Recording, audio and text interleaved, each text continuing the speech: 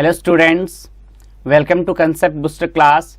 Today's our topic is the Indian Constitution, जो कि class 8th में भी इम्पोर्टेंट है, 9th में भी, और जो ऑल इंडिया लेवल का कंपटीशन एग्जाम होता है, national talent search exam, NTSC के लिए भी हमारा बहुत ही इंपॉर्टेंट टॉपिक है। तो हम उन तीनों ग्रेड्स के हिसाब से इस टॉपिक को हम करेंगे। First of all, meaning of constitution, मतलब क्या होता है संविधान का। बच्चों, जैसे हम जानते हैं कॉन्स्टिट्यूशन, जिसे हम हिंदी में संविधान कहते हैं, कि हमारे लिए क्यों जरूरी है, क्या मतलब है। बच्चों, मैं आपको इसको एक उदाहरण के माध्यम से समझाऊंगा। जैसे हम स्कूल में जाते हैं, विद्यालय में जाते हैं, when we go to school we must follow the time table. हमें एक टाइम टेबल को फॉलो करना होता है। टाइम टेबल क्या है? टाइम टेबल बनने से एक स्कूल, कॉलेज या ऑर्गेनाइजेशन जो है स्मूथली रन हो सकता है। एक स्मूथली, ये प्री डिफाइन होगा कि फर्स्ट पीरियड कौन लेगा, कौन किसकी क्लास का क्लास टीचर होगा। Everything is defined in time table, और everyone has the responsibility to obey that time table. ऐसे ही किसी भी देश में क्या नियम होंगे, क्या कायदे होंगे, वो सब किस में लिखा हुआ होता है? कॉन्स्टिट्यूशन में। तो ये क्या होता है? Rules, set of rules and policy. जो नियम कायदों का एक सेट है, नियम और उपनियमों का वह उपबंध जिससे देश को चलाया जाना है। यानी कॉन्स्टिट्यूशन में क्या लिखा हुआ है? नियम और कायदे, यानी किनके अनुसार यह देश चलेगा, रन होगा। ये तो है मीनिंग ऑफ कॉन्स्टिट्यूशन। अब हम बात करते हैं फैक्ट्स अबाउट कॉन्स्टिट्यूशन असेंबली, कि कैसे संविधान जो हमारा देश में बना। We know that we are a colony of British India, यानी इंग्लैंड हम पर शासन करता था, इंग्लैंड रूल करता था हमारे ऊपर। When we got freedom, we all know that we got freedom from England on 15 अगस्त 1947।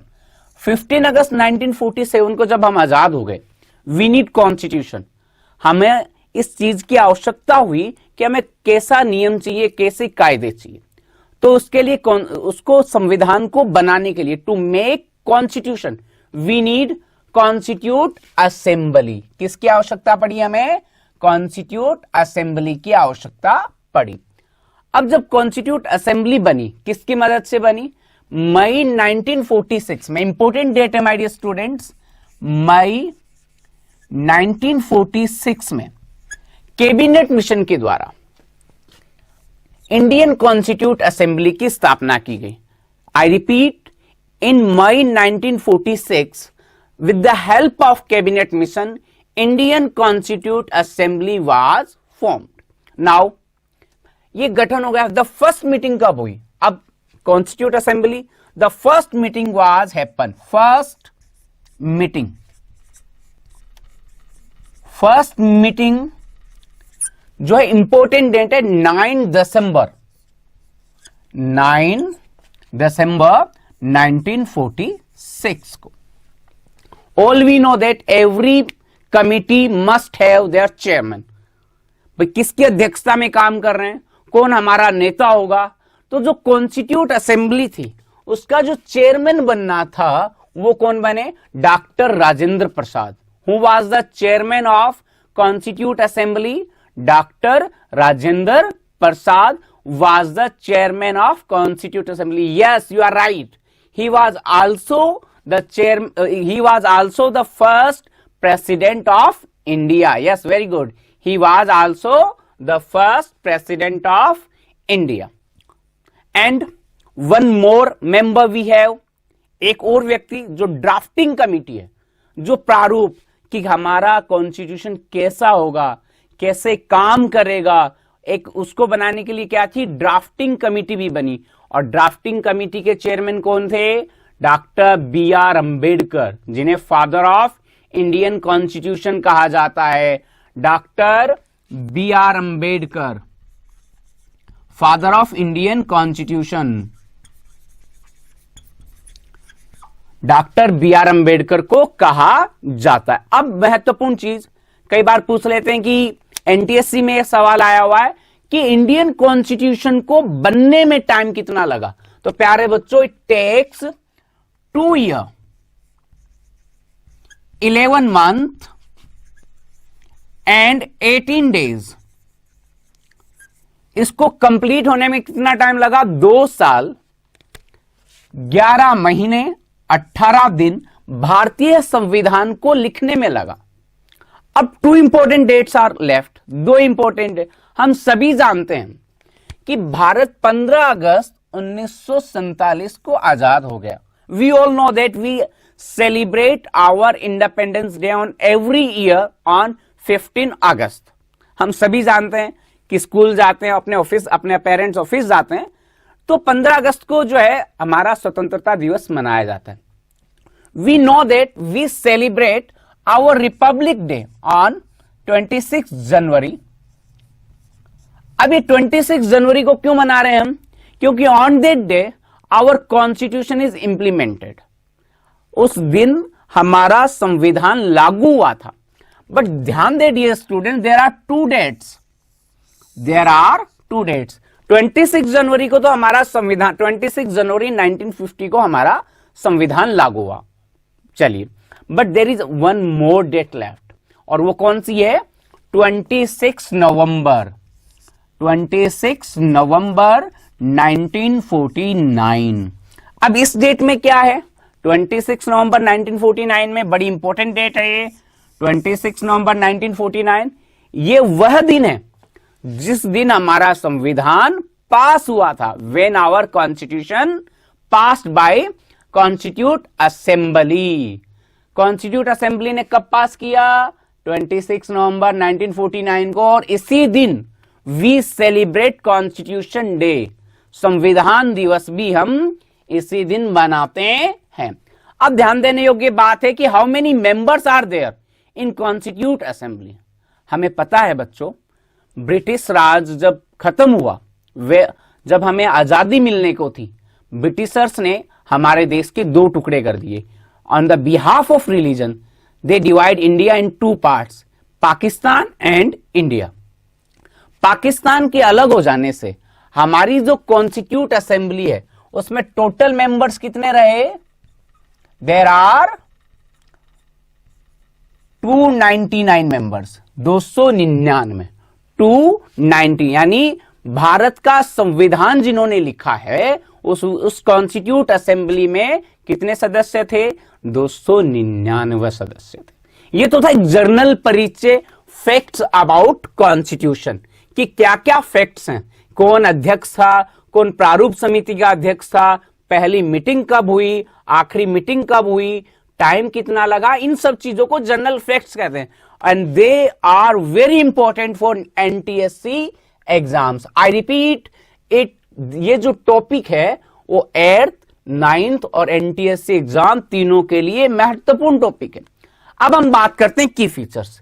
की फीचर्स का मतलब होता है सफलता, विशेषता, क्या खासियत है। We all know that Bharat का जो कॉन्स्टिट्यूशन है वो इंडिया का नहीं, दुनिया का सबसे बड़ा, वर्ल्ड्स लार्जेस्ट रिटन कॉन्स्टिट्यूशन है। दुनिया में कितने देश हैं? एवरीवन से वी फॉलो डेमोक्रेसी, परंतु भारत ही एक ऐसा देश है बच्चों जो ये कहता है कि we have the world's largest written constitution. इसके अलावा भी बहुत सी खासियत है। पहली खासियत क्या कहती है? कि वी हैव फेडरलिज्म। फेडरलिज्म अब क्या है? देखिए बच्चों, आपने 6th 7th में भी पढ़ा होगा कि we have different levels of government. Federalism की डेफिनेशन क्या होती है? It refers a government which have more than 1 level of government. अब हमारे देश में कैसे? We have central government for entire nation headed by prime minister. एक सेंट्रल गवर्नमेंट है पूरे देश के लिए, उसके मुखिया कौन है? प्रधानमंत्री होते हैं। And we have state government, we have state government which is headed by CM of their respective state. जो रेस्पेक्टिव स्टेट का सीएम होता है वो। और इसके अलावा भी एक होता है रूरल, जो आपने 6th क्लास में पढ़ा था, local self government. Local self government is also divided in 2 parts, local and urban. Local में देर आर 3 tier, जिला परिषद, then panchayat samiti and gram panchayat, all we know that. And in urban there are also 3 parts. Number 1 nagar nigam, then nagar parishad, then nagar palika. It means we have more than one level of government. So we, in our constitution, the number 1 quality of that is we follow federalism. Second point क्या है? Parliamentary form of government. अब parliamentary form of government का मतलब क्या होता है? जैसे हमें कोई नए नियम की आवश्यकता पड़ी, समझिए वी नीड न्यू लॉ, तो नया कानून कैसे बनेगा? कानून बनाने का काम आपको पता है, parliament has the responsibility to make law. Parliament has the responsibility to make law. Parliament के पास ये रिस्पॉन्सिबिलिटी है कि कानून वो बना सकती है। और हमें पता है there are 2 houses in parliament. There are 2 houses in parliament. कौन कौन से हाउस है पार्लियामेंट में? Number 1 Lok Sabha, number 2 Rajya Sabha. All we know that, कि there are 2 houses in parliament, Lok Sabha and Rajya Sabha. अब इन दोनों का काम क्या है? ये किसी कानून को पास करेंगे। Both houses are responsible for making laws. वो पास करके जाएगा प्रेसिडेंट के पास। जब प्रेसिडेंट उस पर साइन कर देगा, when president sign on it, ये क्या बन जाएगा? कानून बन जाएगा। बट क्या सरकार का काम सिर्फ कानून बनाना है? नहीं ना, उसे लागू करवाना भी है। तो वो लागू करवाने का काम कौन करता है? एग्जीक्यूटिव करता है। Executive is also responsible in parliament. Executive is also responsible in parliament, where in Lok Sabha. अगर हम हमारे देश का उदाहरण लें तो लोकसभा में ही जो है पार्लियामेंट्री फॉर्म, जो एग्जीक्यूटिव है, आर दे रिस्पॉन्सिबल। तो वी अडॉप्ट, और इसको अडॉप्ट करने की दूसरी वजह भी मैं आपको बताता हूं। हमें पता है कि हम किसके गुलाम रहे हैं? ज्यादातर इंग्लैंड रूल के। और सेम प्रोसीजर इंग्लैंड में भी पार्लियामेंट्री फॉर्म ऑफ गवर्नमेंट है। अब हम बात करते हैं सेपरेशन ऑफ पावर्स की। सेपरेशन ऑफ पावर्स का मतलब होता है अलग अलग चीजों को, अलग अलग डिपार्टमेंट में अलग अलग पावर। ये सबसे पहले जो इसका कंसेप्ट आया था सेपरेशन ऑफ पावर का, वो कंसेप्ट निकला था फ्रेंच रिवॉल्यूशन में। यानी जो ये कंसेप्ट है फ्रेंच रिवॉल्यूशन से लिया गया है। सेपरेशन ऑफ पावर का जो कंसेप्ट है वो फ्रेंच रिवॉल्यूशन से लिया गया। और किसने डिफाइन किया था? मॉन्तेस्क्यू में। जो 9th क्लास में आप पढ़ोगे, मॉन्तेस्क्यू ने अपनी पुस्तक in the spirit of laws में कंसेप्ट बताया। इसमें क्या बताया गया? There are 3 organs of the government. There are 3 organs of the government, legislature, executive and judiciary. We all know that कि legislature is responsible for making laws, executive is responsible for execute the laws, and judiciary is for checking the laws and punish who broke the law. Judiciary का काम क्या है? कि कानून को check करना, और ये भी चेक करना कि साथ के साथ कोई व्यक्ति कानून को नहीं तोड़ रहा हो। यदि ऐसा करता हुआ पाया जाता है तो उसे सजा देना। यह है सेपरेशन ऑफ पावर। अब है फंडामेंटल राइट्स। डियर स्टूडेंट्स, यहां हम इसका जनरल इंट्रोडक्शन पढ़ेंगे, क्योंकि अगला टॉपिक जो मेरा अगला वीडियो होगा इसी टॉपिक पर होगा। तो यहां सिर्फ हम इसका जनरल व्यू पढ़ेंगे। In original constitution we have 7 fundamental rights. जब मूल संविधान हमारा 26 जनवरी 1950 को लागू हुआ तो कितने थे? 7 फंडामेंटल राइट्स थे। बट धीरे धीरे करंट में कितने, आज कितने? There are not only 6 fundamental rights. Right to equality, number 1, स्वतंत्रता का, समानता का अधिकार, every one is equal. Second, right to freedom of religion. Third, right to freedom, स्वतंत्रता का अधिकार, धार्मिक स्वतंत्रता का अधिकार। राइट अगेंस्ट एक्सप्लॉइटेशन, शोषण के विरुद्ध अधिकार। Fifth, cultural and education rights. And sixth, constitutional remedies right. जैसा कि मैंने बताया, ये टॉपिक लार्ज स्केल पर, डिस्क्रिप्टिव स्केल पर मैं अपने अगले वीडियो में लूंगा, जहां आप इसको अच्छे से समझेंगे।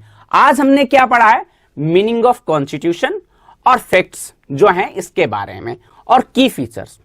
डियर स्टूडेंट्स, आपको अन्य ऐसे वीडियो प्राप्त करने के लिए जीवेम ऑनलाइन यूट्यूब चैनल को सब्सक्राइब करें और वीडियोस के अपलोड होने का नोटिफिकेशन प्राप्त करने के लिए बेल आइकन को प्रेस करें। Thank you.